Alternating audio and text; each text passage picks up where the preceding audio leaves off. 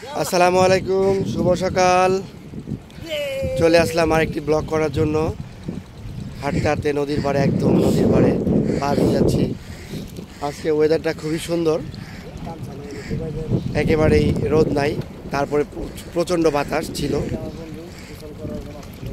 আর ও তো একবারে নদীতে নেমে গেছে, মঞ্জু।